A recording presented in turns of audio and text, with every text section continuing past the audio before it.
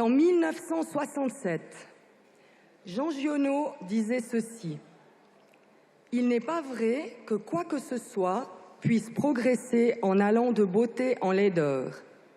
Il n'est pas vrai que nous n'ayons besoin que d'acier trempé, d'automobiles, de tracteurs, de frigidaires, d'éclairage électrique, d'autoroutes, de confort scientifique. Je sais que tous ces robots facilitent la vie et je m'en sers moi-même abondamment comme tout le monde. Mais l'homme a besoin de confort spirituel. La beauté est la charpente de son âme. Sans elle, demain, il se suicidera dans les palais de sa vie automatique. » C'est un extrait du texte « La chasse au bonheur » de Jean Giono. Nous constatons donc qu'il y a déjà plus de 50 ans, on s'interrogeait déjà sur la question que l'on va se poser ce matin. Mesdames et messieurs, chers artistes, chers invités, représentants politiques, touristiques et économiques, culture et humanité digitale, où va-t-on? Quelle vaste question. Pour y répondre ce matin, je souhaite tout particulièrement la bienvenue à nos invités. Salar Shahana, CEO du World XR Forum Crans-Montana. Valérie Félix, historienne de l'art et chercheuse indépendante en culture and digital studies. Frédéric Kaplan, professeur EPFL et directeur du Digital Humanities Lab. Et Alain Dubois, archiviste cantonal. À tous les quatre, un grand merci d'avoir accepté notre invitation. Permettez-moi une parenthèse introductive à cette journée pour rappeler ce qu'est notre association Culture Vallée. Culture Vallée est née il y a bientôt 10 ans de l'initiative originale de l'Union des villes valaisannes et de l'État du Valais. Sa mission et ses objectifs sont la promotion des événements et le soutien aux artistes. Culture Vallée promeut l'activité et la création artistique professionnelle à l'intérieur comme à l'extérieur du canton. Elle est également à disposition des organisateurs d'événements, des artistes évidemment, pour les aider dans des démarches administratives. Par exemple, pour préparer un dossier de demande de soutien auprès de pourvoyeurs de fonds, qu'ils soient publics ou privés. Plusieurs formations sont également organisées chaque année. Et pour illustrer mes propos, très rapidement, juste quelques chiffres.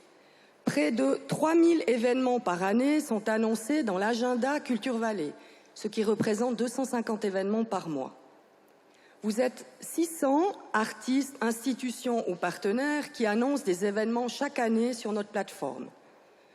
Plus de 300 personnes ont participé aux formations organisées en 2018 et aujourd'hui nous sommes environ 250 personnes inscrites.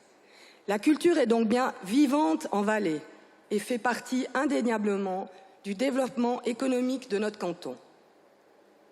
Je profite ici pour remercier nos professionnels de la dynamique équipe opérationnelle de Culture Vallée pour leur travail tout au long de l'année et pour l'organisation de cette journée.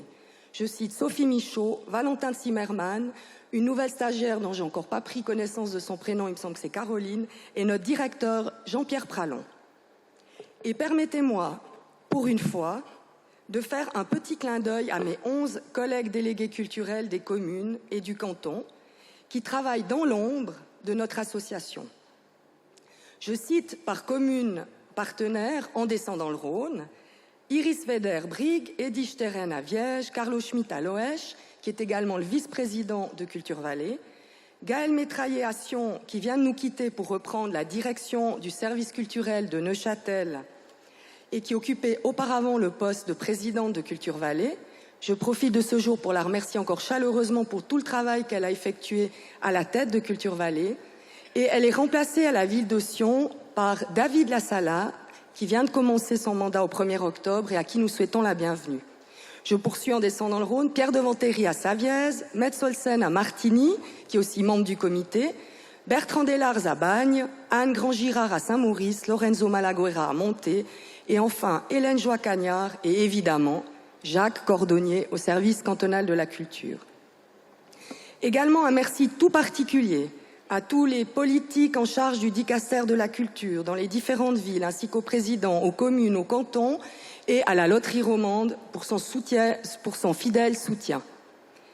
Enfin, Je remercie également nos partenaires, le Nouvelliste par Didier Chamartin et son équipe, ainsi que pour le supplément culture qui sort ce matin en primeur, le journal Le Temps et son rédacteur en chef, monsieur Stéphane Benoît-Godet, pour la modération du débat tout à l'heure, la RTS, tous les journalistes présents, la Foire du Valais par son directeur David Genollet et Gérard-Philippe Mabillard pour les vins du Valais.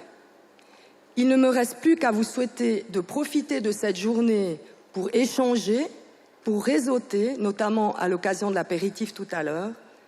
Mais revenons à notre thème du jour. Culture et humanité digitale, où va-t-on? Je suis certaine que vous êtes tous impatients comme moi d'entendre nos invités.